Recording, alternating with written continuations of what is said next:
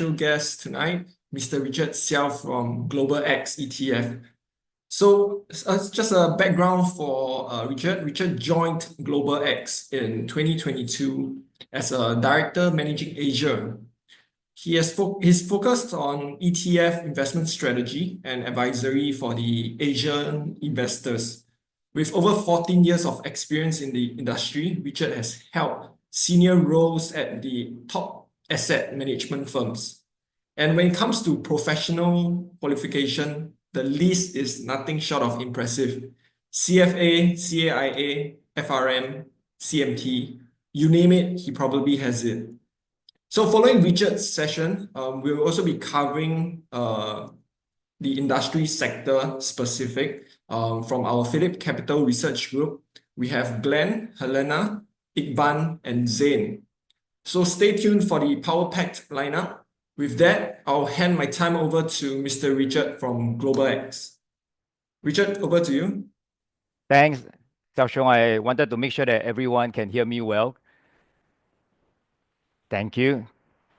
First and foremost, allow us to say a big thank you to Phillips Securities for inviting us to share our views on the markets and what are some of the implementable ideas that you could think about in the coming weeks, especially as we talk about trying to navigate the uncertainties in the market itself.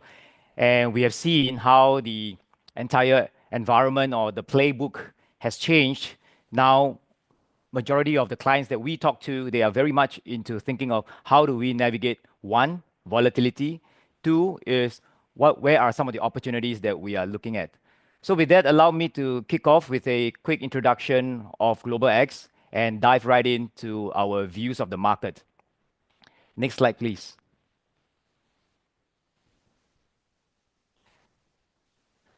So just a quick introduction for everyone. Global X, we are a US headquartered ETF issuer. We've been around for around 15, 16 years. And our focus has always been to empower investors with unexplored and intelligent solutions. We currently have an AUM of $98 billion US dollars across strategies around the world. So we have listings in the US, in Australia, in Japan, in Canada, in Europe, Latin America, and Hong Kong. And why I mention all these is to give our listeners, our audience, a sense of the ETF strategies that we have listed differently across the globe, where you may find certain strategies that are listed in certain exchanges versus some of the others predominantly in the US. Next, please.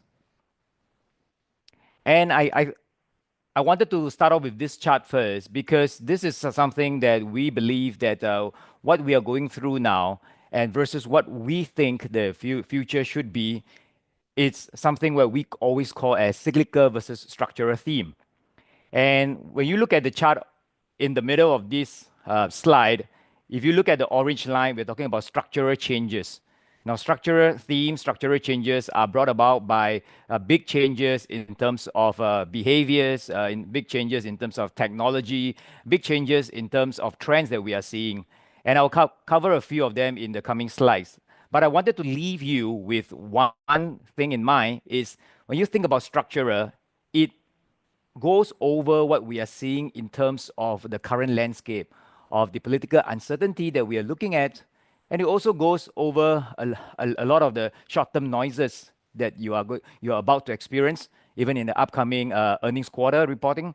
So this is just to set the context of what thematic investing really is versus something that is cyclical, where you see that is in the blue line, and it goes through cycles of a peak and trough, and it goes through expansion as well as recession. So with that, next, please. So with that, we like to also always come to this chart where it's kind of our North Star, talking about what disruptive growth really looks like. If you think across the last century, right? Last century, you have seen many of the technologies have taken off. So think about like smartphones, air conditioning, automobiles, dryer, computer, internet, and even just electricity, right at the start. And this is really what gets us very excited because we look at thematic growth, disruptive growth, as something that doesn't happen in a straight line. Sometimes it be a little bit faster, sometimes be a little bit slower. And if you look at the likes of ChatGPT, generative AI, reaching 100 million users in the short span of 6 months, these are the signs that we look for in terms of the adoption as well as the trend of growth or the direction of travel, as we like to call it, for new technology. So keep that in mind as we discuss thematic investing. It always comes back and forth because for a lot of investors, thematic investing comes across something as high volatility, and we do not disagree with that. In fact, because thematic investing, what the products or what the strategies or what the benchmark are constructed usually seek to provide exposure into a certain niche area of the market that may not be covered by your broad indices. So think about your broad indices like your S&P 500, your Nasdaq 100, or your Russell 2000. Some of the thematic indices look to provide exposure to smaller companies or companies where they are having a purity factor of exposure to that particular theme. So that's why when everyone talks about thematic investing, there is that excitement behind that sudden rise in performance, and there is also that volatility that you will see across some of the thematic themes that we usually look at. So next, please. And where do disruptive themes stand? So the way that it guides us in terms of looking at the maturity of a theme is very much what we call as the S-curve.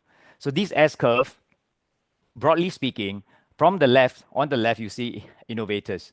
Innovators are very early stage, may not have a product. We're just talking about really coming up with a discovery, and they might have a small little test bed of products, but they're definitely not at the stage of mass adoption. And then on the extreme right, you have something that's called laggards. Now, when we talk about laggards, we do not mean that their earnings have already kind of come to a plateau. When we talk about laggards, we talk about this pace of adoption, like a social media account, like mobile phone penetration, right? So these are technologies that we have seen them being adopted and come along in a mass way. And we can also look at thematics across a different few other ways. For example, like the adoption of fintech payments. Some countries are a little bit ahead of the others. The other countries are catching up. So there are many considerations when we look at how big a technology is making a dent in consumer behaviors as well as that. So what we do at Global X is to piece each and every of the theme along the S-curve. And we wanted to provide exposure to all these various themes that as an investor you can think about if there are particular conviction that you think is ripe for adoption, or you think that we are just right at the start of the scaling up, which is exactly where early adopters and early majorities are. So that's when also we see the margin expansion. We also see a lot of growth in the earnings. So that's exactly the sweet spot whenever we talk about the S-curve. We always like to right in the middle, the 25 to 75 percentile. And next, please. So this evening, we really wanted to guide everyone through a kind of a look back into Trump 1.0, if you would say, take a walk down memory lane and all the way to Trump 2.0, and sharing a little bit about what we have seen and from Trump 1.0. And these observations, they could resurface again in Trump 2.0, or they might not resurface. But really what's important for investors as they sit tight, thinking about what's going to happen in a couple of hours' time when the US comes online, there is a lot of this different narrative that's going on, and we wanted to present some of these narratives to you in your considerations. So next, please. So if you look at how markets have responded to shocks, and I wanted again to start off with this slide, because I think this slide gives us a sense of comfort that whichever way that we see the big drawdown, we have always seen a strong recovery. And that's how markets have been. So if you look at the past century, a lot of the market's recovery have taken place. And there are a couple of reasons behind this market recoveries. So you know, if you look at all the way on the right side of the chart, you will see .com, GFC, the Brexit, the Fed rate hikes, or the Tariff 1.0 when Trump came into the office. You see the COVID pandemic, Fed rising rates in 2022, and the current tariffs 2.0. One thing is the direction of travel. I mean, we are seeing that there is that drawdown, and then we are seeing that bumpiness when you are kind of thinking whether is this a bear market rally or is this an inflection point, recapitulation? Is this right at the bottom that we are at? Now, that may not be obvious. So what we did was we pulled the forward returns for 1 year, 3 year, and 5 years to give investors a sense of what the recovery looks like. So I looking from the chart itself, if you look at the pandemic itself, right in the middle, the drawdown has been around 33%, happened in a very, very quick 30 days. But you see that subsequent forward return, they were very attractive. So this gives us a sense that there are opportunities for us to get into themes that we may have missed the rally in the last 2 years. And also, this gives us a sense of what are some of the ways that we can mitigate volatility by looking at yields, by looking at dividends, by looking at premiums, that we can help to buffer the volatility ahead. Next, please. So the lesson from Trump 1.0. So what we did in this chart is when Trump implemented the tariffs 1.0 in 2018, we pulled together a 1-year index performance of the various countries that you see in the chart. Now, the orange chart on the left shows performance have been positive within that 1 year. And then the blue column on the right side shows the underperformance of these countries. Now, there are some similarities, right? Like, for example, a much bigger country like Vietnam with a larger share of export to the United States, we will see some correlation in terms of the market performances, right? And obviously, this is just to give everyone a sense of like, when you look at an opportunity, when you look at whether it be the ETF or a single stock, you really want to think about you want to look through, you want to have this look through to see how much really is the tariff impact in these names, right? So we look at all our ETFs and then we ask ourselves, if the average US tariff is in the range of 15 to 20%, is ETF on a weighted average looking like? One of our ETFs have exposure globally, so you can find your. So what we did was to run a weighted average simulation of all the ETF that we have, and then to find out like, is the average tariff lower than what the average applied globally? And we think that there could be a way to mitigate some of the upcoming risks from tariffs measures as well. So next slide, please. And this is something that we saw. We took a look back. We took a look back at this performances, and we saw that when tariffs came in on the chart on the right side, we saw like when tariff was right at around the 2018 period. Right, you see the tariff in the green line. Tariffs came up around 2018 period. We actually saw that the U.S. manufacturing new orders and the hours work increase. Now, here we must again be mindful that these tariffs are first time in the whole century. These are the highest amount of tariffs that we are facing. But if these do play out, are we seeing that there is a chance that manufacturing numbers could be stronger in the coming months ahead? And would that naturally then means a healthier economic outlook for the US? On the back of everyone's thinking about the US exceptionalism being a story that has faded, we do think that some of these trends are worth keeping at the back of our mind to see if there is such a play out in the books in the likely months to come. That might be something for us to think about. Next, please. So what's the difference between Trump 2.0 versus Trump 1.0? So we had a look at the markets. We had a look at the US dollar. And if you were to kind of follow me on the chart on the left, I know it's a little bit hard to read and apologize for that. The longer lines, the light gray lines is the S&P 500 in Trump 1.0. And then the light blue line, the continuous line, that's the US dollar in Trump 1.0. Where we are seeing now the impact of the tariff announcement have definitively brought these numbers much lower. Yes, there was a nice rebound last night, and we're looking at the futures pointing downwards to a market open this morning. All in, we still think that this is likely resemble what it's going to look like. The bumpiness will naturally stay. So some of the goals that Trump 2.0 is pointing to, it's a lot of it, we could say, is coming from the same narrative that we see Trump speaking to in Trump 1.0. A lot of deregulations, a lot of pro-business, pro-growth, reviving the U.S. manufacturing and trade balances, U.S. technology and AI leadership, right? A lot of these involvements that we see, a lot of the projects that's upcoming, all these were built around these in mind. Now, of course, all these have become in the background because of the noise coming around the tariffs, the flip-flop, the pushbacks, and all that. So what we still believe is that there is still that strength in the US, and we will show you a few charts later on to suggest why we believe that the US offers a lot of opportunities compared to the other countries, like whether talking about Europe or in Japan. We still think that there's a lot of good opportunities in the US. So next, please. So this is one of my chart. So if you look, this is the U.S.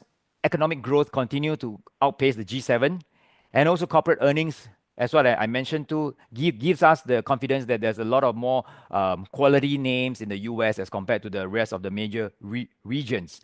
So you look at the chart on the right side, the U.S. With the S&P 500, you look at the average earnings growth is at 9%, and also you look at the rest of the markets. So generally, this gives us a sense of confidence that while the broad political narrative isn't really helping much of an investor, not providing comfort, but we do think that strong earning growth and companies with strong earning growth, with pricing power, will moat in their ability to whether to absorb these price increases or they have a great market share. These are the possible opportunities that we think makes a lot of sense.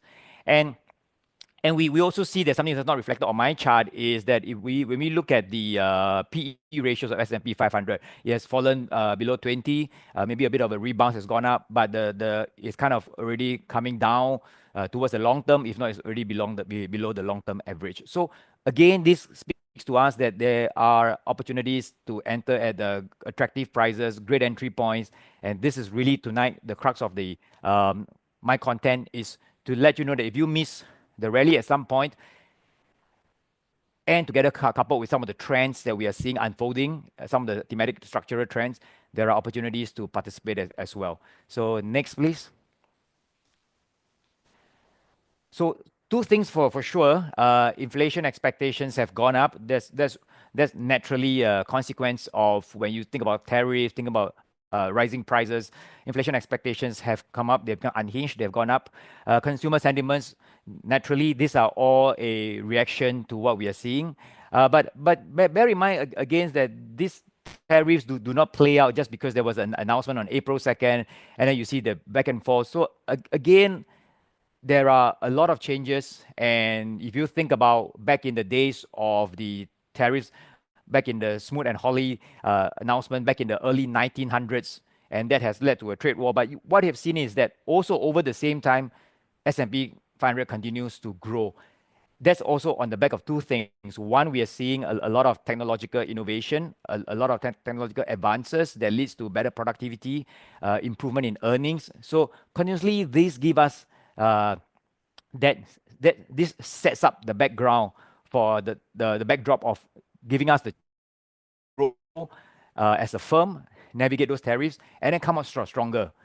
So if you look at yet again on the right side, corporate earnings still remain strong, and they are the key driver of long-term market performance.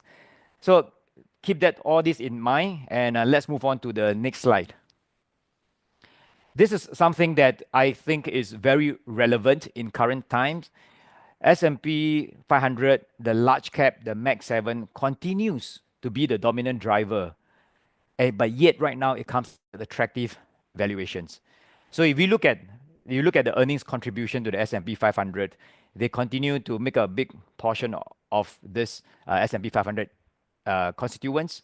Yes, we might have seen discussions around a broadening of that rally, and that gives us further comfort that the broadening of the rally is supportive of the growth of the economy. And on the right side, I would also share with everyone that beyond PE, we also look at the earnings growth. So PEG is a metric that we look at very closely, because when you think about thematic investing, you want to sit right at the onset of the acceleration, and that's when the earnings growth starts to pick up. So looking at PE, you want to make sure that you compare it against earnings growth, and that gives you a much better, clearer picture of how it all looks like when you are both considering the valuation as well as what's the potential for the earnings of the firm. So when we look at it, we still like the names that we have mentioned in the chart here. Some of these names still present good entry points. And it's always important to think of the tech in the US as always as the key leaders driving the market. They make up a big component of the S&P 500. They continue to provide exposure and stability. Well, obviously, we have seen also how DeepSeek came up in late January, early February, and how that kind of rocked the market sentiment around a lot of this narrative that we've been talking about, whether it's in AI, CapEx, and all. That continues to be unfolding for us. And we do think that the broadening out from both thinking about semiconductors is now moving into equipments, is now moving into where we talk about first was the training, first then now much into the inferencing part. So there is that onset of the broadening in the AI rally, and we do think that investors would need to kind of go in and pick beyond the semis and the equipment to go further down the value chain of the AI. All right, next slide, please. So in this section, I've kind of put together some of what we call as lower beta themes, as well as some of the covered call opportunities that we think investors could consider. So let's roll and let's get excited here. There's lots to unpack in this.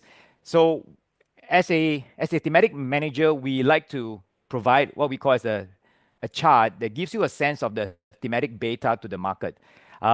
Beta means to say that this particular theme in terms of the correlation to the volatility of the market, right? If a higher beta more than one suggests that this theme is going to be moving higher or lower than what the market performance is. Lower than 1.0 suggests some defensiveness in the theme. So if you look right in the middle, somewhere like robotics and automation will be right in the middle, the 1.0 mark. Right in the middle, 1.0. And we kind of picked up some themes that's lying to the left side, which are lower than 1.0. And they are defense tech, aging population, digital infrastructure, electrification, and we also like the infrastructure development and in industrial. And I'll cover them in the next few slides just to give you a sense of why some of these themes continue to appeal to us as managers who spend our research team spend a lot of time on the ground looking into these names as well as the growth trajectory of these companies, as well as trying to overlay both on the macro level, what are some of the developments at the macro level, and putting together with some of the things that are happening at a micro level. So let's roll to the first one. So in defense tech, the first thing that we are seeing is that global military spending has been increasing, and the increase is a very healthy clip of 5% or more, and this will continue into the decade 2030. And you're just not just talking about the US and we're just talking about the global spending. And even if you listen to our Deputy Prime Minister in his latest news, his interview today on healthcare costs.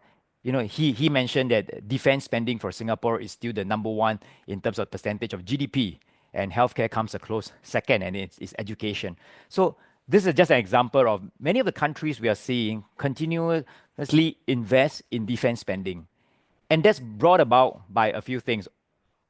And it's no surprise that you would think about like the political uncertainty, geopolitics, the ongoing instability that we're seeing in the Middle East and in the Eastern Europe, and what's potentially to come. So all these are giving us a sense of defense spending worldwide is building upon in the last decade into the next decade. Next, please. And the NATO allies have pledged to invest 2% of GDP, but they have quite a number of them have exceeded 2%. So we continue to see this in investment, and that brings about, you will see a rally in this last few months, a rally in some of the European names in defense, some of the names in the US as well. We saw a bit of a pullback in the last few days, and we see a slight recovery yesterday. So we do think that there is a great opportunity for investors who have missed the boat in terms of the defense trade. This might be something you can think about. Now, but what's importantly to point out is in my next slide. Next, please. That we are seeing a shift in terms of the spending within defense. When anyone think of defense, we think about things like bombs, planes, the big budget spending. But what we are seeing is we are seeing a shift in terms of the way countries are rethinking military defense expenditure. They are rethinking in terms of their military capabilities. One of it we are seeing is in cybersecurity. So cybersecurity is to the extent where it's no longer just about taking out your military installation in a country, in your opponent's country, but taking out the installation, public installations, civil installations. And that is why cybersecurity's budget for a lot of countries have gone up. The second area that we have seen how defense has moved from traditional defense into defense tech, other than cybersecurity, is into a lot of what we call as drones. All right, you would have seen first and foremost is drones offer a very attractive unit economics.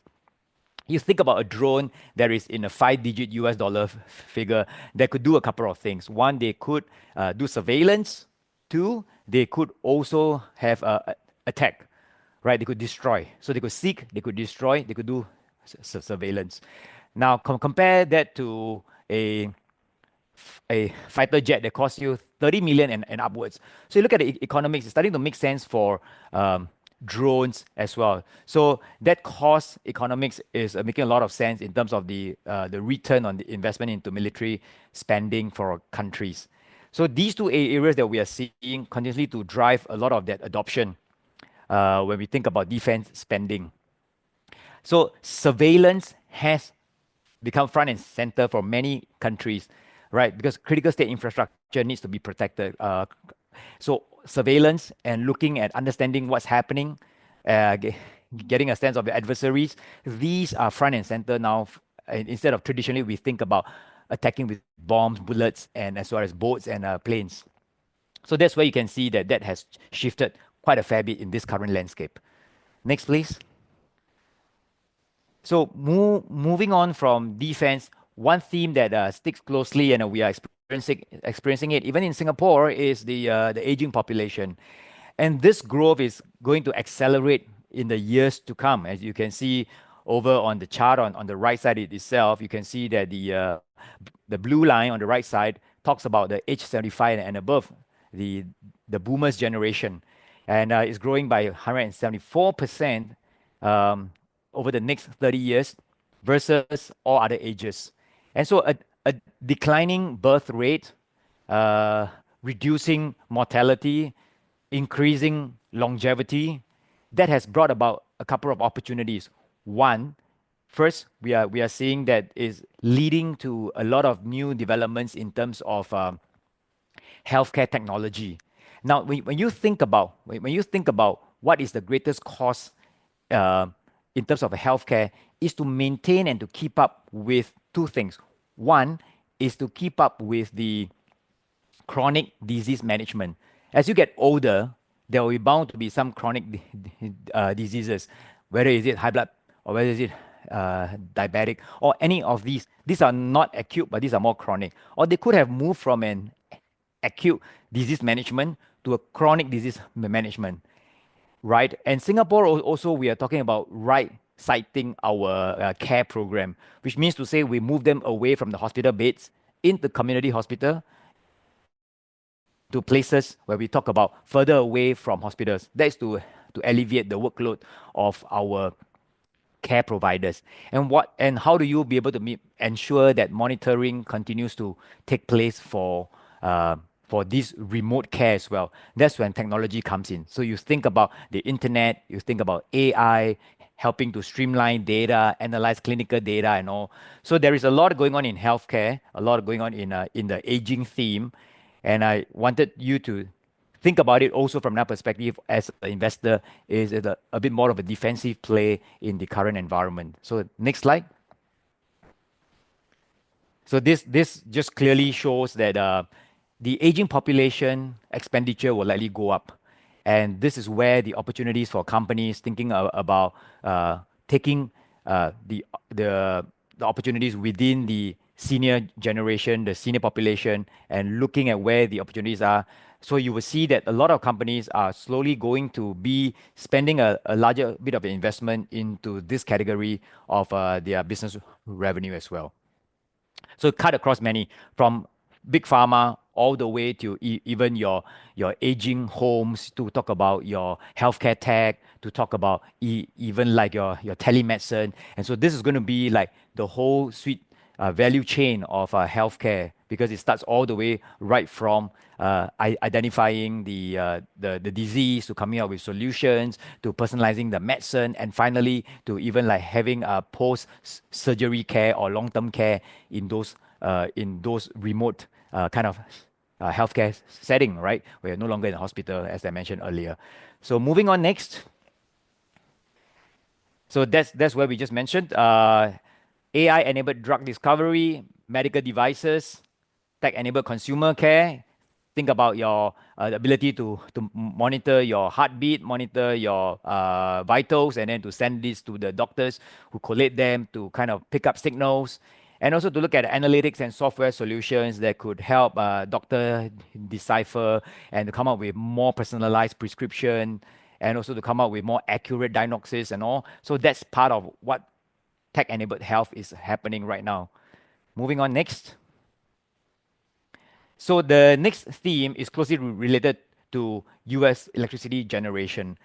Electrification is one of the more front and center theme that we think about in the coming decade. And that's pushed about by a lot of different underpinning reasons. One of it is that we will see more computing power, AI computing power, the data centers. These all require more electricity to power these AI capabilities. Second is we are seeing an adoption of EV, which require a lot of charging networks. And that's also giving us the confidence that electricity generation and demand will continue to rise in the coming decade as well. And what's happening right now in the US is that the current grid network, the current grid infrastructure has been left behind and has not caught up.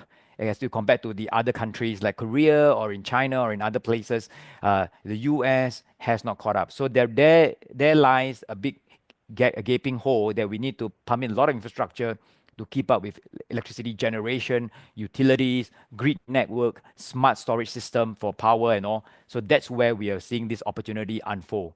Okay, moving on. The other reason that I've not mentioned is the manufacturing boom. If really the tariffs play out as they are, manufacturing could find its way back into the US with factories, with more of a manufacturing. Likely, again, is going to be a key driver of electricity. So next, please.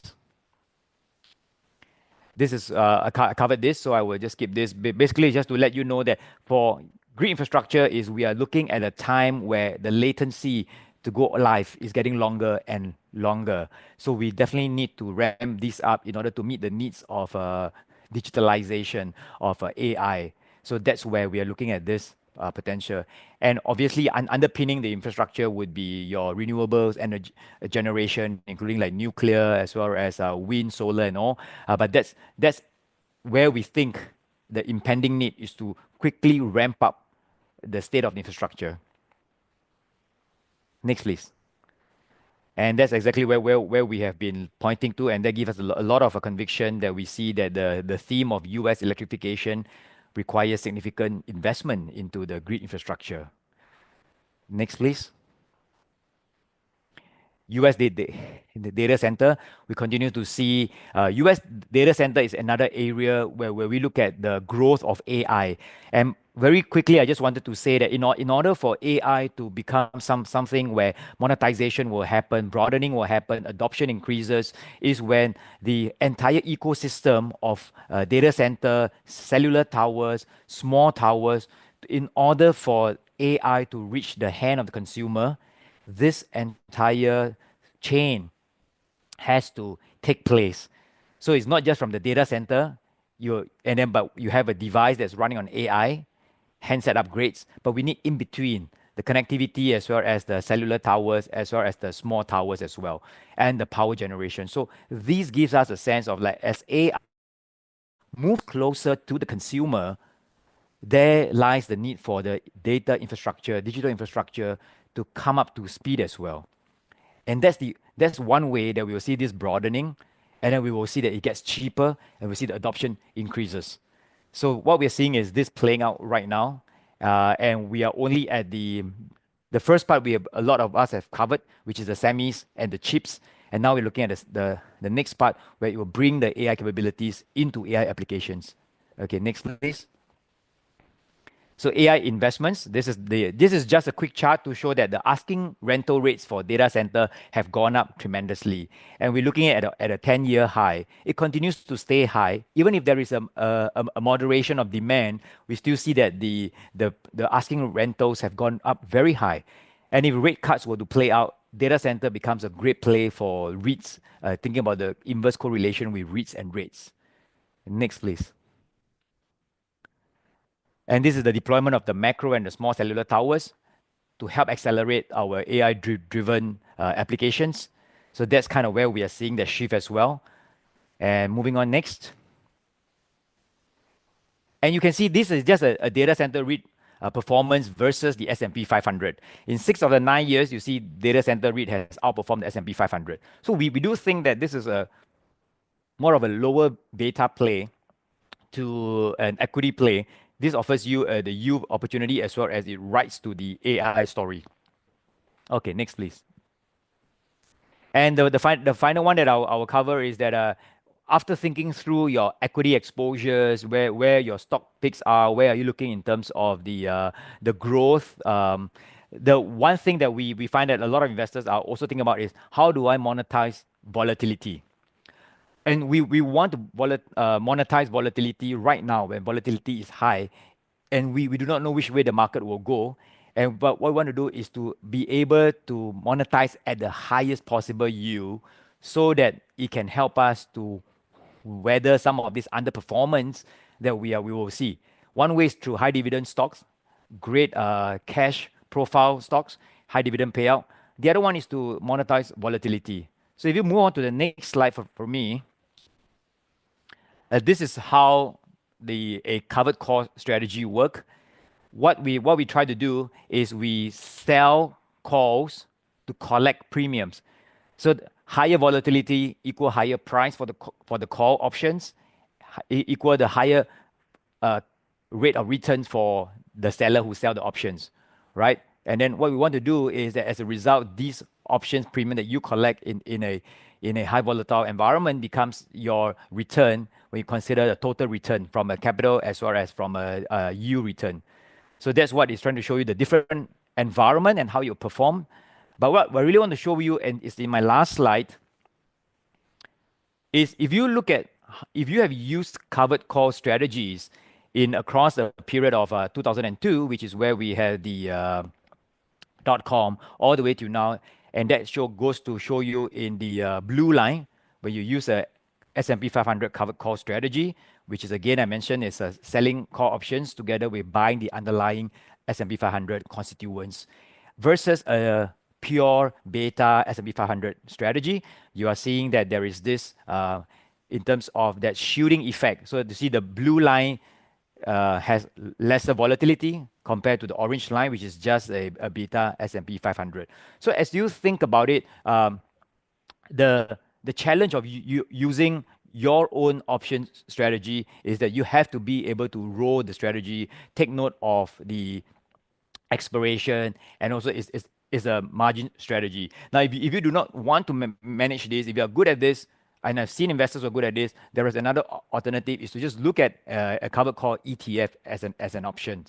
So with that, I would like to round it up before I turn it over back to Xiaoxiong, I would like to say that in this current environment, we really look at how we can manage volatility through a lower beta exposure. And at the same time, we look at how we can monetize volatility just to help us buffer our portfolio returns. Back to you, Xiaoxiong. Right. Thank you so much, Richard. I think I do agree with the macro touchdown. Very good insights from Richard himself. So now I'll be actually covering Global X ETF for everyone who's interested in what Global X has to provide. They do a lot of thematic portfolio, but for today, I'll just cover on these five specific ETF. So let us jump straight into the first one, which is the SHLD, Global X Defense Technology ETF. It's about 1.22 billion market cap, but of course, these figures are actually, I've actually gotten it about 2 days ago. So things may change, but if you look at it closely, you can see that it's very diversified. And if you're interested, you can even purchase, look into the individual stocks that is trading. But of course, for diversification purpose, Global X ETF actually provides a very good platform. So if you look at the country breakdown, it's about 54% in the weightage in US and subsequently diversified across the Europe, Asia.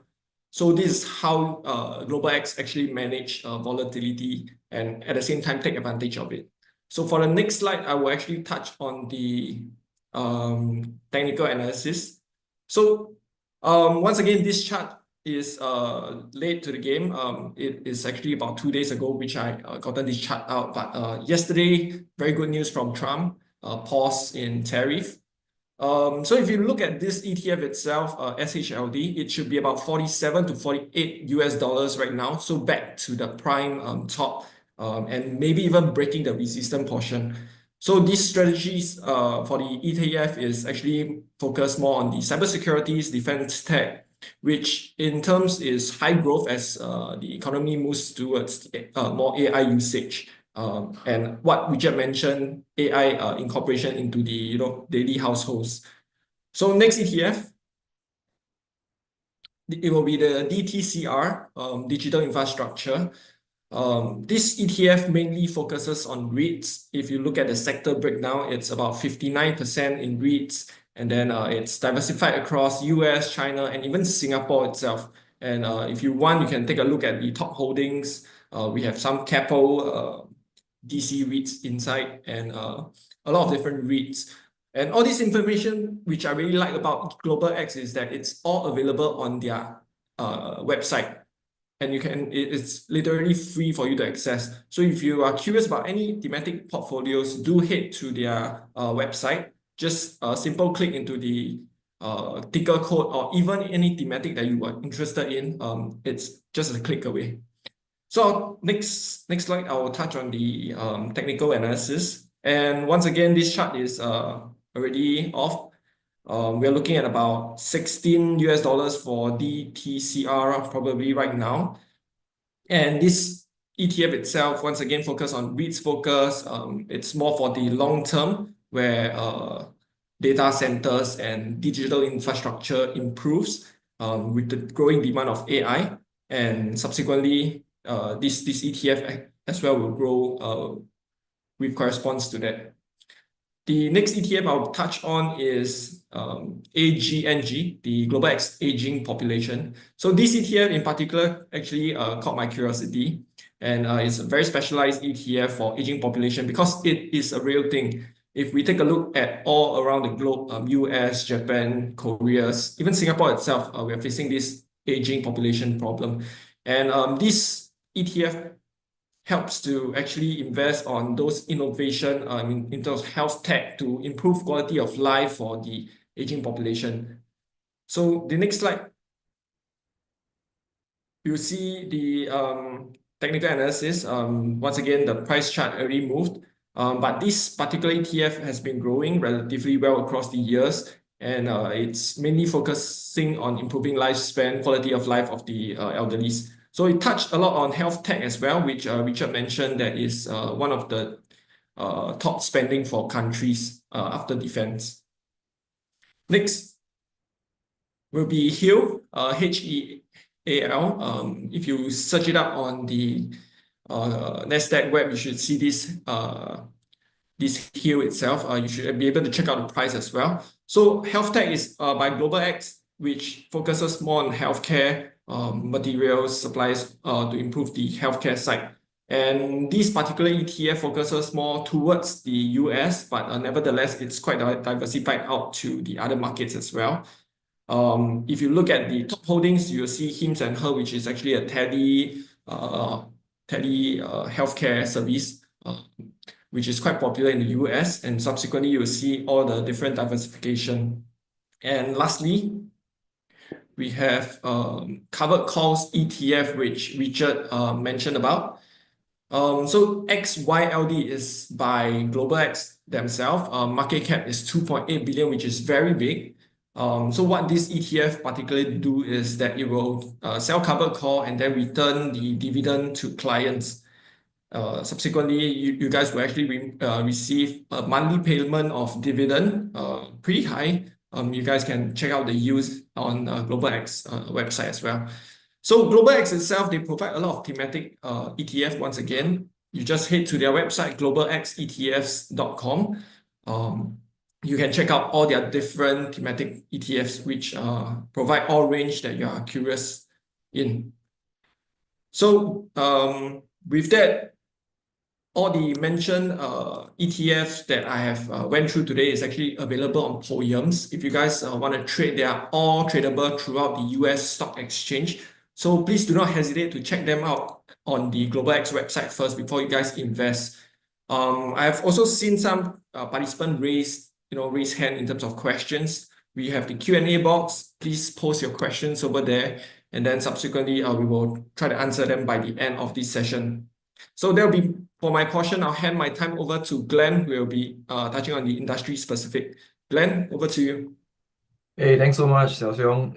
Yeah, thanks again to Richard for taking the time, to do all the macro outlook and etc. Yeah, so we'll just start off with our second quarter outlook. We talk about a lot about AI, and integration. And this picture, if you can't tell, is actually created by AI, right? So I put in a prompt, into the AI, and this picture is what it shows me. Basically, it's Trump holding up his tariffs, and the whole world is just collapsing around him. Yeah, so that is one of the good examples of how we integrate AI into our lives, and as a consumer. Now, moving on to the next slide, it's our usual disclaimer. Yeah, I wish I could AI this, but I couldn't.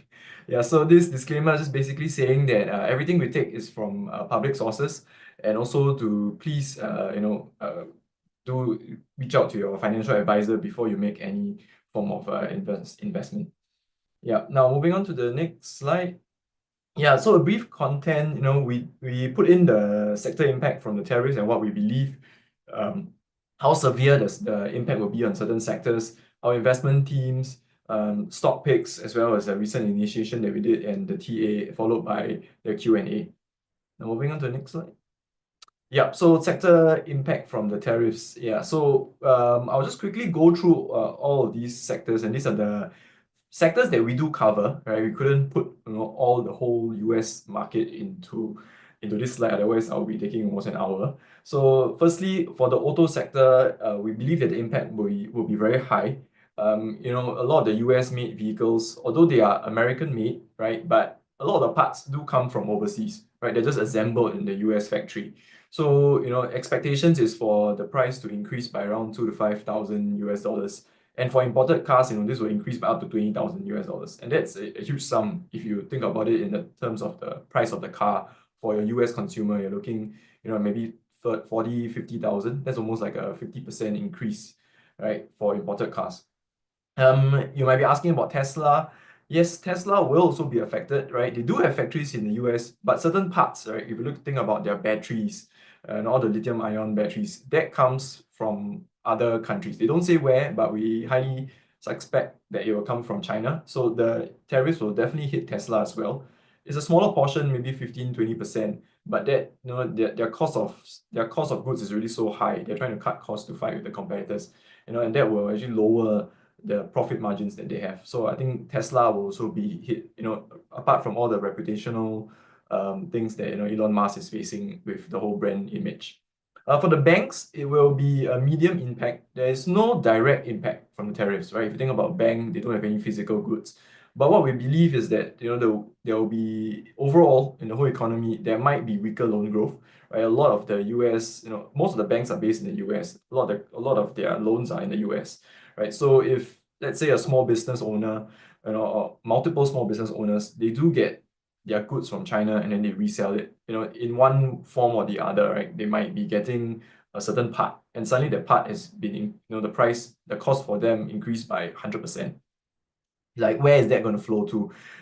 They might push it to the customer, but then again, that will also reduce the demand. So overall, we do believe that there is a chance for weaker loans growth, and that is, I guess, sort of hitting the single thing that we could see that will move the banks moving forward. M&A, investment banking fees will also go down, and last but not least, higher allowances, which I will talk on more later. Tech hardware, I'll leave it to my colleague, but basically we also do think it's high, especially for Apple, right? A lot of their production is in China, and this could hit them by a 54% price surge in a lot of their components that they get. So time is it's too early to tell where is this cost going to go to. They might absorb some, they might pass on some to the consumer. But I think what's quite certain is that price will increase, right? And they might see slower sales. For e-commerce, it's also high to medium. The tariffs are quite wide range because they come from a lot of countries. But I think the most affected we are looking at would be the consumer electrics as well as the apparel. And last but not least, semicons we believe it's medium. The current tariffs do exclude semiconductor chips, but they don't exclude the manufacturing equipment. So I'll leave that to my colleague who will give more detail on that. Now, next slide, please. Yeah, so we'll go to the next. Yeah, just a few of the sectors that we do cover. I'll start off first with the banks, and I think the main question is, can the fundamentals of the banks hold strong? And if that will help them to carry on, like giving good a set of earnings, in the next year, the next 2 years, or even in the future. Yeah, so looking at the banks, this is as of March, right? So it hasn't really factored in the Liberation Day effect, but yes, it has rebounded back up quite a bit.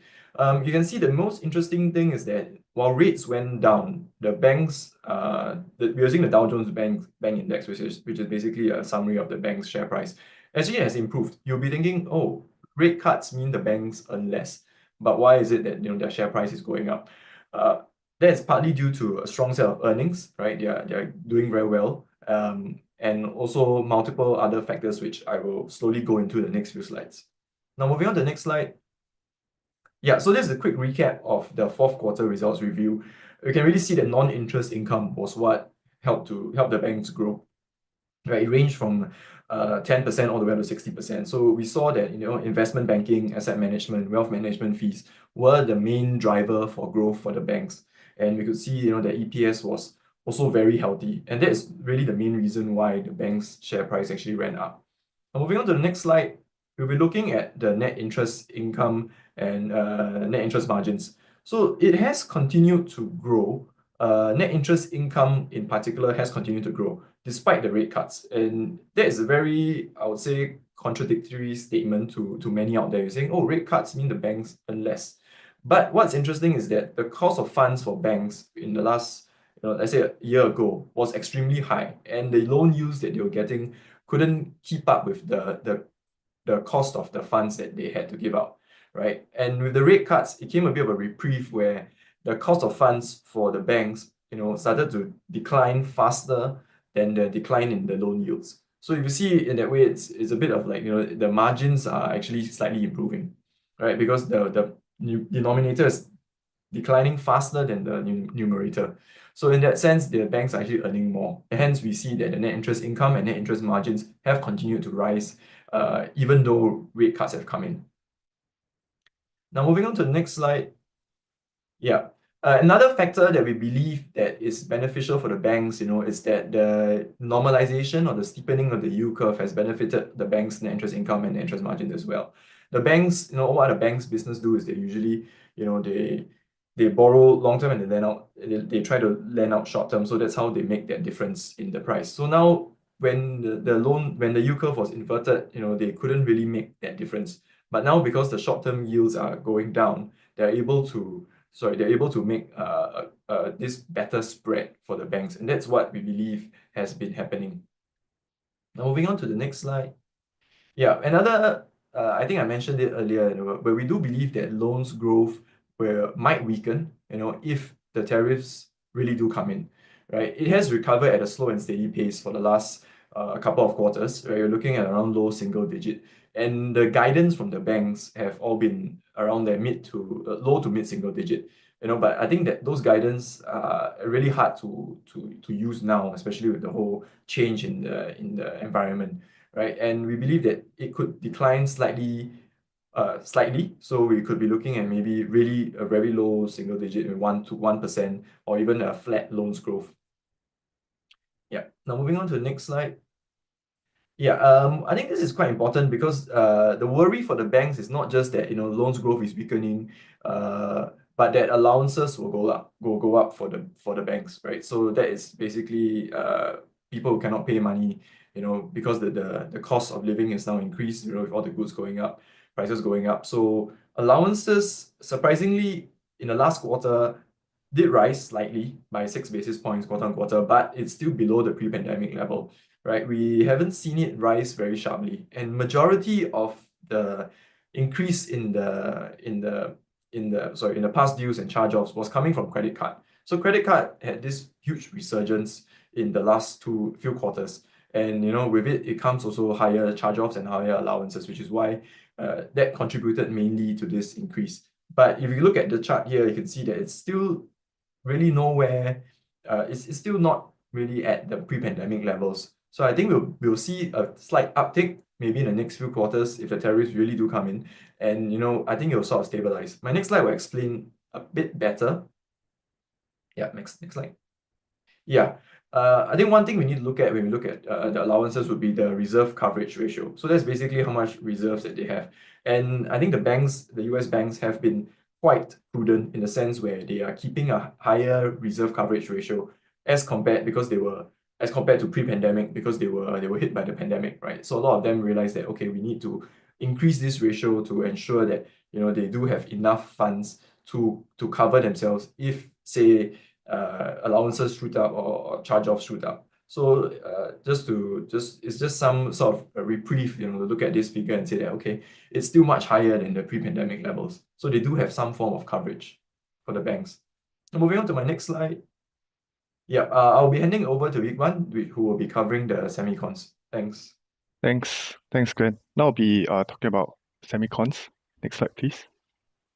Semicons, the overall theme is that the pace of growth has slowed down by a bit. So as you can see from 2003 till today, 2025, this is the worldwide semicon revenue trend. So as you can see, they go through a cycle of booms and busts. And currently, as for the past few months, we are almost at the peak of the growth itself.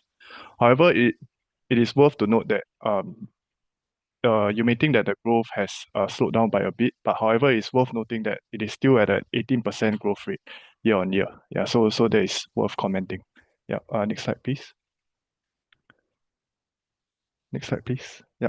Okay, so this is the overview of the entire semiconductor industry. So we break them up into different categories. Firstly is processor.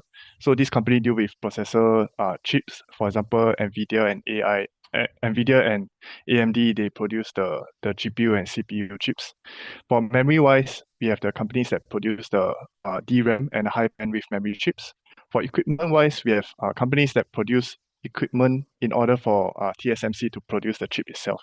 And yeah, last but not least is the TSMC foundry. Yeah, so as you can see, we cover AMD and NVIDIA. Both of them guided quite strong growth for the next quarter. As you can see, AMD guided a 30% growth for the quarter ending March. As for NVIDIA, they guided 65% growth for the quarter ending March. However, their guidance is quite uninspiring because NVIDIA actually started ramping up their Blackwell GPU chips last quarter. So I think a lot of people were expecting that their growth rate will be much higher. And as well as AMD as well. Yeah, so they have started ramping up their MI325 chips since last quarter. So I think it's because of this mismatch in expectations that explains the share price currently. As for equipment players, like for example ASML and Lam Research, they have provided very optimistic guidance. Their guidance is above what they actually perform. Yeah, so moving on to the next slide, I'll explain more.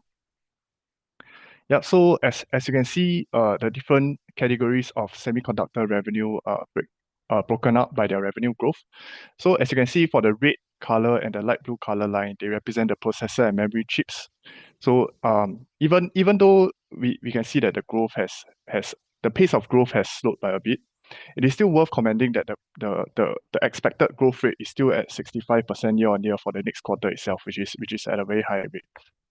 As for the blue color and the yellow color line, which represents the equipment and foundry line, if we take a look at the yellow line, it leads the blue color line slightly by around 2 to 3 quarters.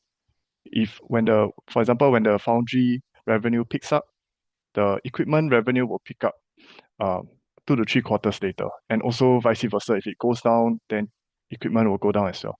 Yeah. So what we are seeing now is that because foundry has picked up, as you can see for the past 2 to 3 quarters, we do think that equipment will pick up eventually as well, netting a 14% growth. But they are at the start of this growth cycle, which I'll explain more in the next slide. Next slide, please. Yep. Yeah. So for processor chips wise, just now I explained that processor chips pace of growth has slowed down by a bit.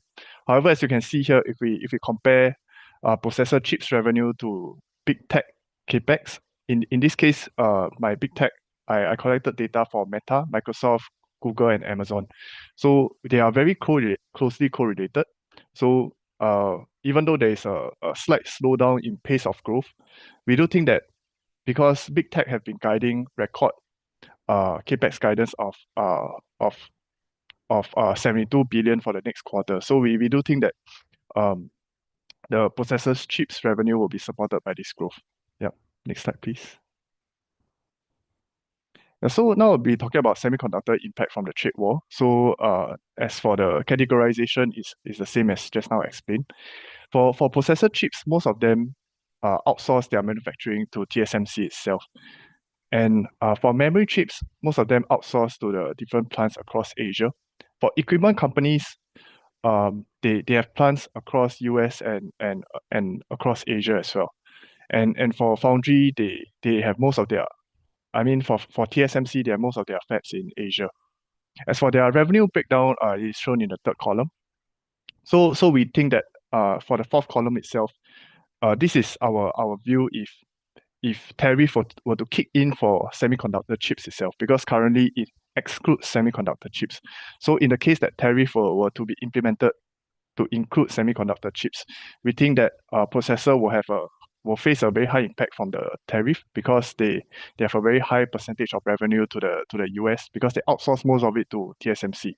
So if TSMC export their chip back to US, they will incur a lot of additional costs. Same for memory chips. As for equipment, we think that the impact will be medium, because their revenue exposure to US is much lower at 10%. Yeah, so that's the impact from tariff that we feel. Next slide, please. I'll be talking about NVIDIA's outlook. We cover NVIDIA stock.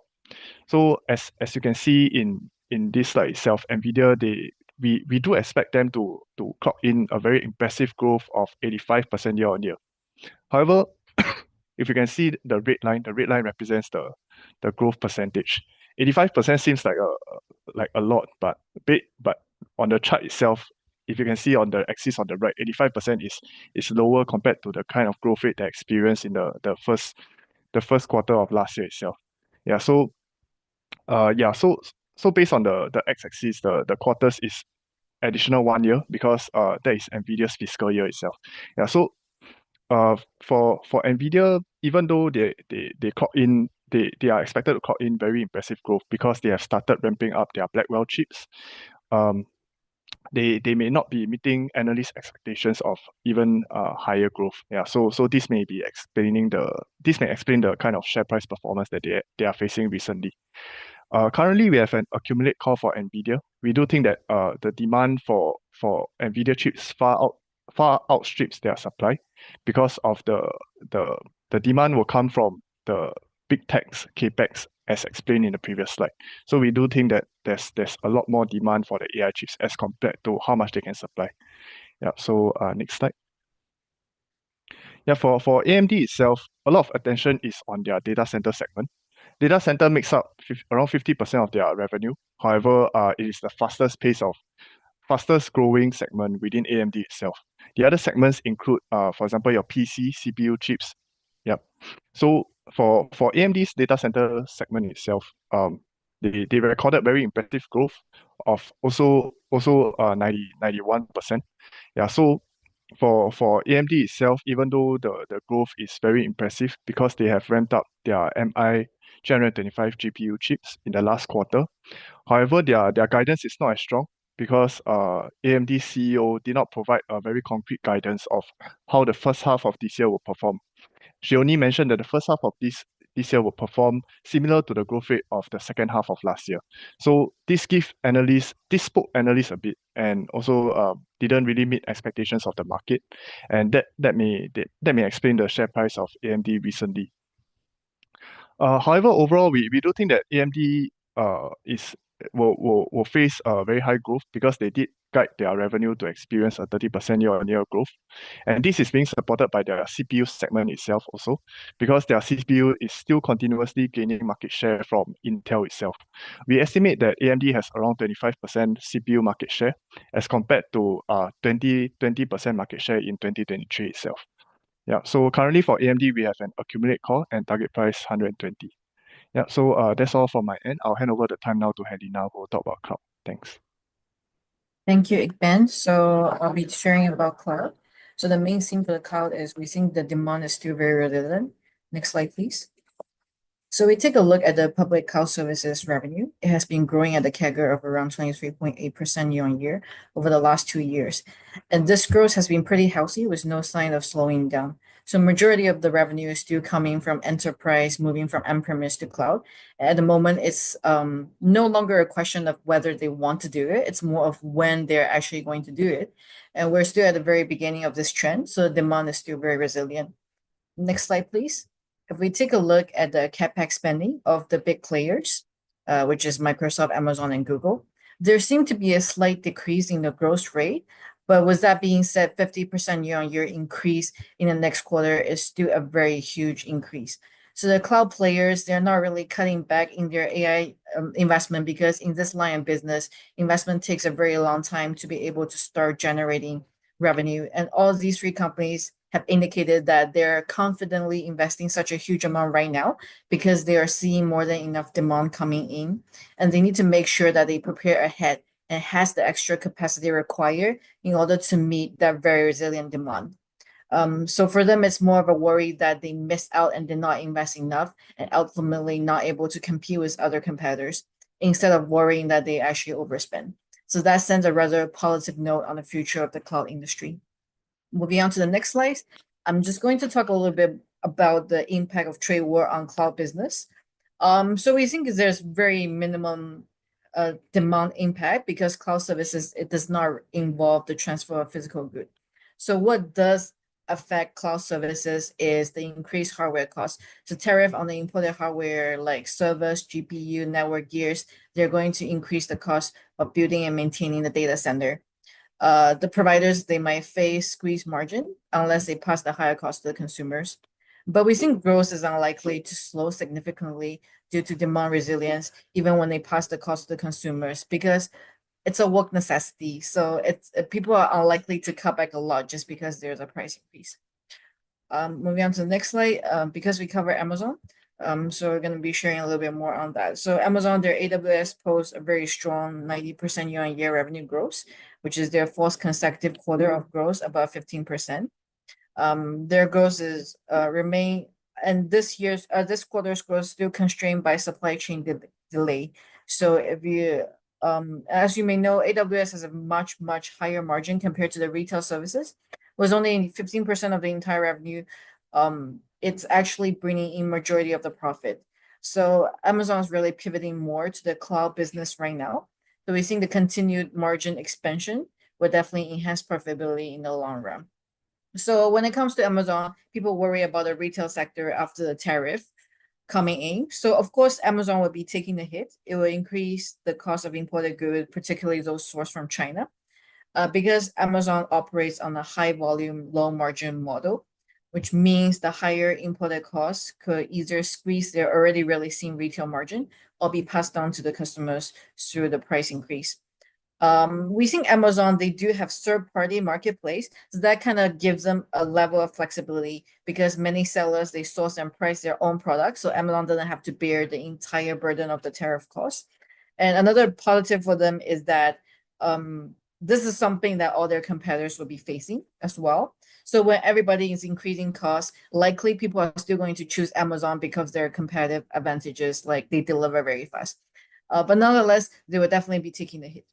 I'll be talking about e-commerce sector right after. So yeah, the next slide, please. So I'll go into depth a little bit more. So the e-commerce sector, we first look at the retail sales growth. Next slide, please. So the retail sales growth has been rather stagnant recently. Most of the retailers, they have started to notice the trend of people more likely to look for bargain deals and cheaper discount after COVID period. And the industry have already started to cater to such needs, but most of the players, they're coming up with featuring more lower pricing items like daily necessities. So this also explains the rise of low-cost sellers like Temu and Shein.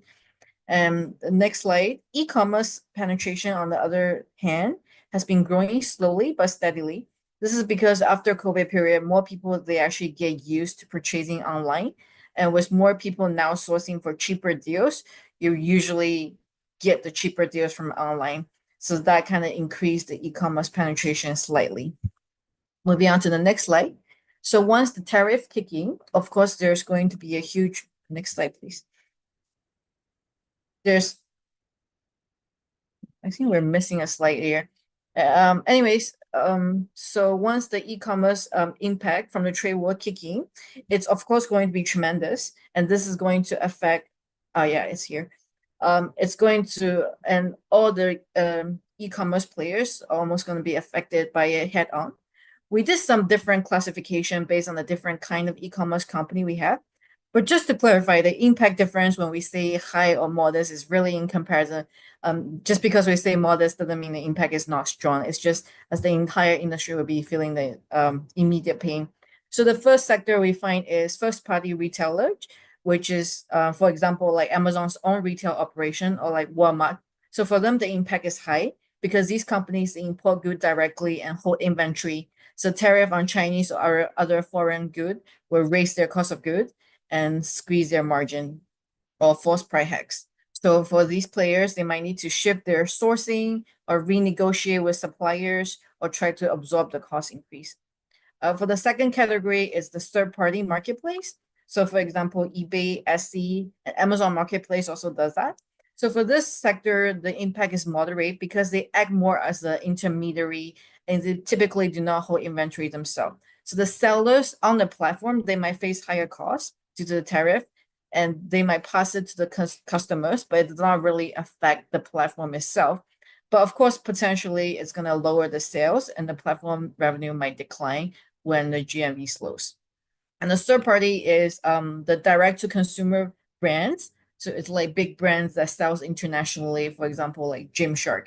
So for them, it's high to moderate because many of these brands, they're sourcing from China or Southeast Asia and then try to sell directly via online channels. So tariff would definitely inflate their production cost. And because they have lower pricing powers and big platforms, so the profitability might suffer more. The fourth category would be the dropshipping and cross-border sellers like Temu and Shein.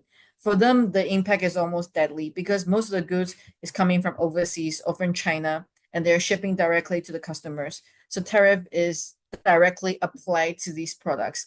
So the entire business model viability is threatened if shipping time lessen or their cost spikes. And the last category would be the digital-only e-commerce, which is mainly like the software. So for example, like Shopify. So for them, the impact is minimum, is moderate because no physical good is involved, so no direct tariff impact, but they might still feel the macro pressure if consumer spending declines. We're seeing the goods that's most going to be affected is going to be consumer electronics, especially the budget ones that are more price sensitive, like headphones or chargers at pros. Okay, moving on to company specific. Just now the slide on C Limited. Yeah, so C Limited, we think it's in a very cozy spot because C Limited is probably one of the very few company that's not really affected by the tariff because first thing first, they're not operating in the US market at all. And even in the existing market that they do operate in, they're acting as a third-party platform, so less direct impact. For C Limited, they have been having very well-rounded growth in all their three sectors. Their e-commerce market is becoming more stable. Shopee has successfully defended its market share. Their GMV growth is well above their industry, and they have been increasing their take rate. Their take rate is around 8 to 10% right now, and they have planned to increase that further because compared to international players like Amazon, who has a take rate of 15%, there's still quite a bit of headroom for them to further increase and improve their monetization. In terms of their finance sector, their SeaMoney, they have been expanding strongly in their off-platform lending. So this is where they're really trying to tackle the Southeast Asia's very large unbanked population. They're trying to increase adoption of their payment system for people to use it as a virtual credit card. And since these users, they're already pre-screened based on their on Shopee credit history, they're able to maintain their non-performing loan at a very low ratio of 1.2%. And gaming as well is seeing very positive growth. So previously we were saying everything was good, but just the price was a little bit expensive. But now that the price came down a little bit, this might be something worthy to look at. So overall, we have a rating of accumulate with a target price of 140 US dollar. Moving on to our next company coverage, it would be Shopify. So Shopify, like I just mentioned, compared to other e-commerce players, they're not as much impacted by the tariff. They have very strong revenue growth, the 7th consecutive quarter of growth exceeding 25%, very, very strong growth. The key drivers are the same store sales growth from existing merchants, as well as the growth in their new merchants. And they're really looking to expand their shop pay system, especially in offline stores. And because its unique business model shields it from direct exposure to tariff, we think it's in a pretty good position. Their gross margin declined by 1.5% year on year in the previous quarter. This is just because they have higher cloud infrastructure hosting costs, which is a one-time thing. But however, apart from that, their operating margin still managed to improve by 3.1% year on year, driven by very strong operating expense leverage. So we think it's really cost discipline at its best. So overall, we have a rating of accumulate with a target price of 140. So that is all our coverage for e-commerce sector. Then I'll just move on to some other stock picks that we have. The first is Apple. So Apple is not in a very good position. They have been struggling in the China market for quite some time now due to very strong competition from local competitors. They're losing their usual first place in the China market, and there was one period they were even ranked third. So that hurts them a lot because 15% of their revenue is actually coming from China. And with the tariff coming in, 90% of Apple's hardware is actually assembled in China. So we calculated that there would be around a 50% price surge in all the imported components. And it's already a hard time for them to compete in China. So imagine now they have to compete with much higher cost of production, but their competitors have no increase at all in the China market. So this will definitely hurt them bad. But we think Apple, they can still take some steps to try to mitigate the tariff exposure. First thing first, they can always try to lobby with the government because previously they've also faced tariffs issue, but they have successfully lobbied with the US government to get an exemption. And second, they might try to expand their supply in India and Vietnam to try to reduce their reliance on China. So right now, everything was a little bit unclear. So we remain neutral with the target price of 235 US dollars. Moving on to our next company coverage would be Netflix. So Netflix has pretty strong growth in both their revenue and margin. They're scaling really well in their ad revenue. They're introducing an ad membership, which means you pay for a cheaper price, but in return, before you actually watch the movie, you're going to be forced to watch an advertisement. So that sector has been growing really well. It grows 30% quarter on quarter, and it's contributing to more than half of their all new signups. They have been trying to increase monetization because they're really the monopoly in the streaming business. They're increasing their subscription fee in the past, and they plan to do so in the future. But now we're a little bit not sure with the trade war coming in, because now people will definitely there will be more competition for their wallet share. People might reassess and consolidate their paid subscription. They might try to drop platform like Netflix because you can always watch YouTube video for free. Right, so now we're not exactly sure whether they can still push their monetization. And also because Netflix is trading at a very high price of $945. So we had a reduced rating with a target price of $870. The last cover would be Spotify. So Spotify has a very similar story as Netflix. They have very strong MAU growth. They're growing their premium subscription strongly. Same story. They have been jacking up their prices. They're trying to increase their subscription price, and they have indicated plan to do so more in the next year. But same logic, just because people are cutting back, we're not really sure whether future monetization will still be feasible. So we remain neutral with a target price of $600. So that's all for our other stock picks. So the streaming industry impact from trade war, we think there's no direct impact due to no physical good, but there's definitely going to be ripple effects through the weakening consumer demand and then slower advanced upgrades. So that's all for our other stock. And last, sorry, I'm taking way too much time. So we have a recent initiation on Grab Holdings. So Grab, they have three business sectors: mobility, delivery, and finance. So the biggest sector right now is the food delivery, which covers around 53%, and their mobility is 37%. Their finance was a very new sector. It covers only 9% right now. So the thing we like about Grab is they have very strong growth momentum in on-demand services. It's growing sixfold in the past few years. And sorry, I'm just trying to cut it short. They're really focusing on their Grab Unlimited subscription that reached all-time high to around 35% of their total GMV. So this is really very sticky user base, stronger consumer retention, and more stable and recurring revenue. They're also trying to grow their finance services, which is very similar to C Money. So they're also trying to cater to the unbanked population in Southeast Asia, and they managed to maintain a very low NPL ratio. Also, they're moving towards profitability. They have been money losing for a very long time, but they recently reported a positive net income for the past 2 quarters. Their adjusted EBITDA also reaches 177% year on year. So Grab's challenge have been to transit from subsidy-driven growth to an organic growth. So the reason operational enhancement start to yield result. So overall, we're pretty bullish on Grab, and Grab is also similar as C. They're listed in US, but they have no operation in US at all. So they pretty much have zero impact from the tariff. So that's all from me. I'll pass my time to Zane. Thanks, Hera. I'll move on to the technical outlook. So first up, in terms of the outlook for Nasdaq, it has rebounded from quite a strong support area at around the 14,500 to about 14,600 area. So this was a previous horizontal resistance back in 2022 and 2023, as well as the weekly 200 MA level. So currently the rebound has brought us to about 17,100 as of yesterday's close.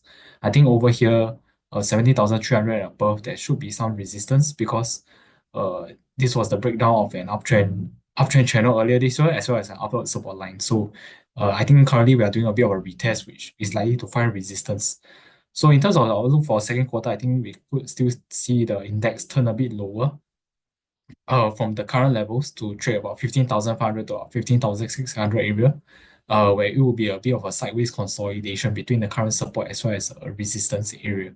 Yeah, then also I think another interesting thing will be to look at this longer term outward support line in black. So if the index actually does come down to this level, I think this will be a quite important support line to hold. If it comes back towards like 14,000 or below. Yeah. Then in terms of outlook for S&P 500, similar kind of price action. So S&P 500, the strong support was at around 4,800 previous all-time high back in 2022, and also near the 200 period SMA on the weekly as well. So a bit of a rebound for now, but similarly, it looks like it's currently doing a retest of the breakdowns recently. So about 5,500 to 5,800 should be some resistance, and I think the index could turn a bit lower from this retest afterwards to trade about 5,000 to about 5,300 points in the second quarter. Yeah. Then also talk about some of the technical outlook for in terms of the ETFs covered earlier. So first up is the Defense Tech ETF, SHLD.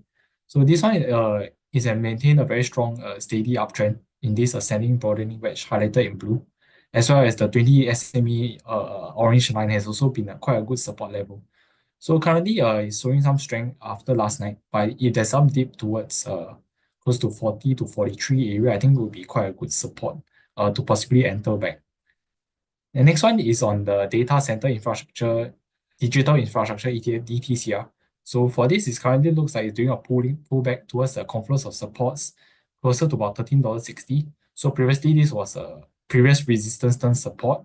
As well, we have an upward support line. So I think if the price does come to this level, it will be quite a good support to enter to this ETF.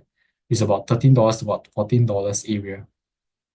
Then last but not least, I'll also talk about aging population ETF, AGNG. So similarly, there's a pullback towards an upward support line. So for this, the key support is around 2670. We have this support line as well as a horizontal level of support as well. So currently for this, it might do a bit of a sideways consolidation between about 27 to about $30 area. Yeah, so that's for the technicals. I'll flash this slide for our stock coverage for a while. Yep. Okay, with that, thanks for your attention. We'll move on to the Q&A. Thanks.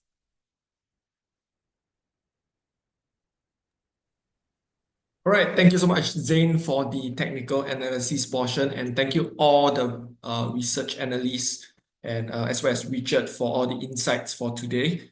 So now we have reached the Q&A session. For all those who have attended, please do not worry. There will be recording for this session. The link has been posted to one of the questions and answered already. So now we'll take some time to answer the Q&A portion. Meanwhile, let me pick out some questions first. I think from Eric Chong, I'll answer right now. Are these ETFs in US dollars? Yes. Basically, these ETFs are all NASDAQ, US exchange listed. So they are denominated in US dollars. If you want to trade them, they're all available on Podiums as well. So I hope that answers your question, Eric Chong. And then next, I think by Ping, right? What is the tax rate for dividend of ETF mentioned? So we can't really give you a specific figure, but it's actually standard across the US. So do check it out. Do find more details online. It's actually all available, but we are not able to give you the specific rate. So next, I think there are still a lot of questions. So we'll take some time. I'll pass the questions by Ray Tan. There's two different questions from him. I'll hand it over to Glenn. Glenn, over to you if you can answer them. Yeah, thanks. I think I'll answer the negative one. Right. Hope you can hear me. There was a comment earlier that my voice was a bit soft. Yeah. So I'll answer this one. I'll leave the other one to Iqbal. So Ray's asking, which of the Mac 7 will likely miss market expectations in the upcoming earnings. I think there's only one that really stands out, and that's Tesla. If you look at the deliveries, it really missed expectations. If you think about it, the first quarter deliveries, the expectations were not high to begin with, right? And they missed it by quite a bit. So it has to do with multiple things. And this is even before all the Trump tariffs, right? Tesla wasn't looking very bright. As in like the future for Tesla. Partly due to Elon Musk, which is the CEO's what he did, he brought the company up, but then now whatever he's doing has also, similarly brought the company down, right? Where his image and the brand image and the reputational risk, that him going side by side with Trump, and especially the him joining the Doge department was what really brought it down, where people were not buying as many, mainly due to the brand reputational risk. And also the cost has gone up quite a bit. Costs for Tesla cars and the making of it, and not only that, but them having to lower the price of the cars will also what compressed the margins for Tesla. In China, while they did improve the deliveries, but they lost market share again, yet another quarter, to BYD, right? So BYD has been growing very strong. They're able to produce cars at an amazing price, right? And it's really very hard to beat them. So China, while they are sort of growing, but they are losing market share to the main competitor, which is BYD. In the US, it's not much better as well, because of all the brand and reputational risk. Although it's an American-made car, but the thing is, Elon Musk is tied so closely to Tesla that whatever he does really affects Tesla also. Other countries, Europe, Asia, the China cars, EVs that are coming in has really stole a lot of market share from Tesla because of firstly of the cost of the car, how the car is made, quality. So I would say out of all the Max 7 companies, I think the most likely one that will miss market expectations will be Tesla. Yeah, I'll hand over the other question to Iqbal. Yeah, thanks. Yeah, sure. Thanks, Glenn. I'll answer the question regarding to PE, which company is above. I mean, consider the PE to be above average, and also whether it will beat market expectations. Yeah, so I'll answer that question with regards to NVIDIA. For NVIDIA, their PE currently is around 32, and it is trading below their historical average PE of around 45. Yeah, so hope that answers the first part of your question. Yeah, so my thoughts on whether NVIDIA will beat market expectations. I think short answer is yes. I think that NVIDIA will beat market expectations because for NVIDIA itself, for the past 8 quarters, they have been beating their own guidance. So with Blackwell GPU ramping up, and because they have resolved the Blackwell GPU's packaging issues, I do think that this quarter will be a good quarter for them. Yeah, so yeah, I hope that answers your question. Thanks.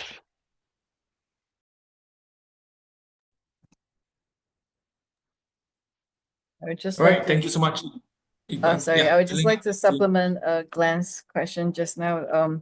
So which Magnificent 7 company will likely miss market expectation? I guess the other one is Apple. But I already covered Apple a little bit because Apple is having a very tricky situation in China right now. A lot of intensified competition. That is even before the tariff coming into play. So that just directly killed their entire competitivity there.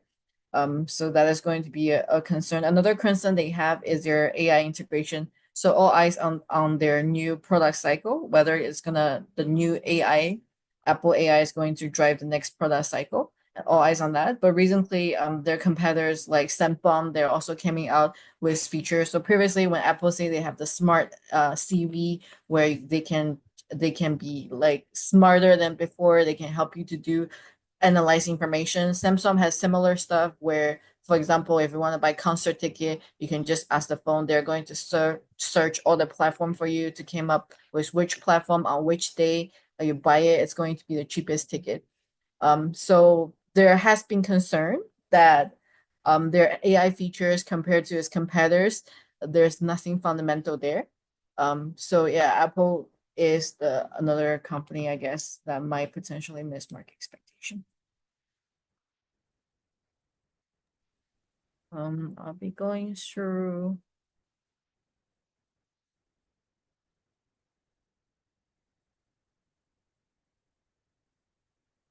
I guess I'll answer the question of elaborate the expected growth for Meta and Google. So both Meta and Google, they posted pretty healthy earnings in their last quarters, it's both double digit. So for Meta, they're expanding their operating margin meaningfully. They're really enhancing their operational efficiency. And their growth is really driven by their increased user engagement and higher ad revenue. And they're still heavily invested in their AI.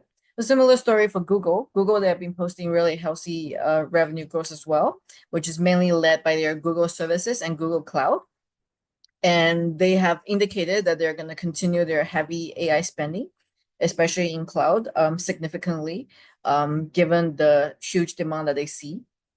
With regard to the tariff, I guess both company, they do not really face a direct impact in terms of the tariff because they don't manufacture or import or export much hardware around.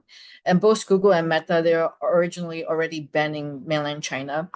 So not much effect on them. But of course, the spillover to the global market could potentially hurt their growth. But I guess the expected growth for them is pretty healthy. I hope that answers your question.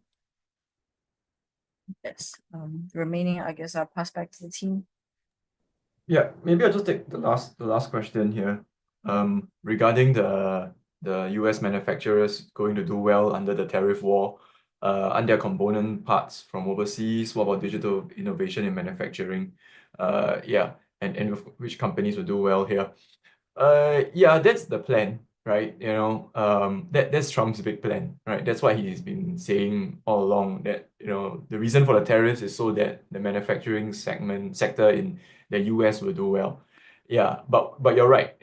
Aren't there component parts from overseas? Yeah, you see a lot of the manufacturers, you know, a lot of them, they do have parts that come from overseas, because it doesn't make sense, right, to make, like, let's say, one specific part or certain specific parts in US, because the cost firstly is too high, the time it takes is too high, and it just doesn't make sense to pay for a US worker to do it. So, you know, you look at a lot of the companies, like, you know, I mentioned Tesla, right? American made car, that's what they said they are, right? They have huge factories in America, but they still take in about 15 to 20% of their car comes from China, right? I'm guessing it's China or overseas. And this is really coming from a lot of the battery parts that they can't sort of make better themselves in the US. So, and then you ask about digital innovation in manufacturing. Yeah, that's probably one way that the companies can, you know, try to shift away, you know, from importing now very expensive goods, right? But for which companies that will do well, we don't really have a like sort of coverage on like all the companies that do sort of digital innovation, so it's really hard to say. And not only that, you know, you must take note that it takes a long time. The supply chains have been very integrated, right, with all the other countries. So if you want to suddenly shift to digital innovation, firstly, it's going to cost a lot of money to build it up. Secondly, it's going to take a lot of time to get it done properly, to make sure that it's more effective than just buying it from, let's say, you know, China or Vietnam. Yeah, so that's the main difference. I would think that, you know, it takes a lot of time. It's not going to be short term, not going to be overnight, it's not going to be 1 year. It's going to take a couple of years to get all this to where it comes to a point where, you know, there's some ROI, right? There's some returns on whatever they have invested. Yeah. So we do have to wait, and, you know, we have to see, you know, that there's now a delay in the postponement of the tariffs, right? Whether or not he will go through with it, you know, that's another question, which I don't think any of us here will be able to answer with utmost certainty. Yeah, anyway, I'll just hand it to Richard. I think he has one comment to say, and then we can just end this. Thank you. Yeah, thanks, Glenn. On that question around US manufacturer, a big part of it has been covered by Glenn. And the way that we think about this US manufacturing and where the opportunities are for investors is to look into areas where it's like there is a industrial control automation, where these are some of advanced materials. These are some of the areas where we think they will be the first beneficiaries of the manufacturing boom. When you are thinking about the manufacturing part, about the cost components affected by tariffs, we think that that is the second part of the equation. The first part, you have to think about the build out of the manufacturing capabilities.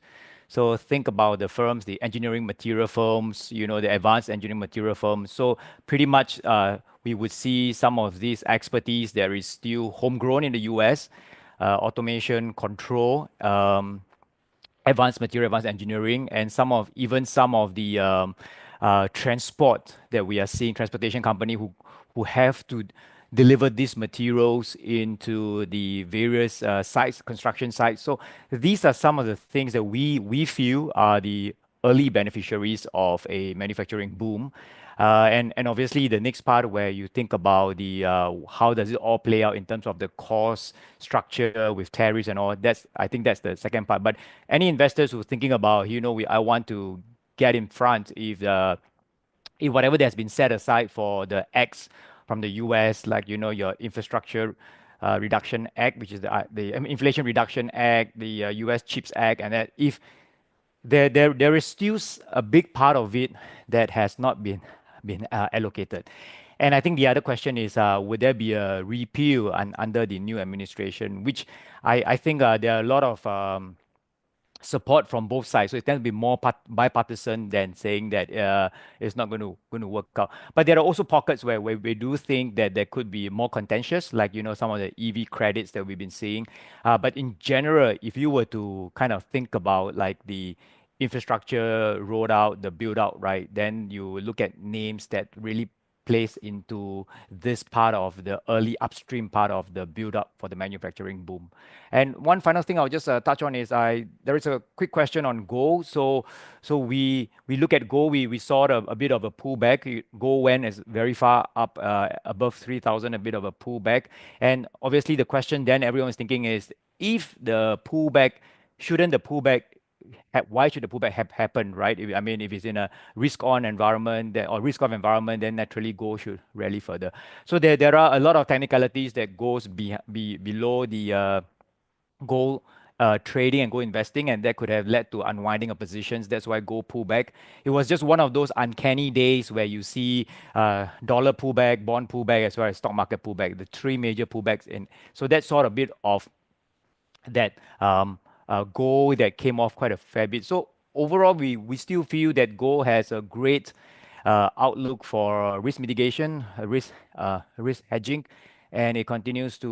We think that in such an environment, it will make it a very attractive play for investors. So I will just stop here and turn it back to Xiaoxiong.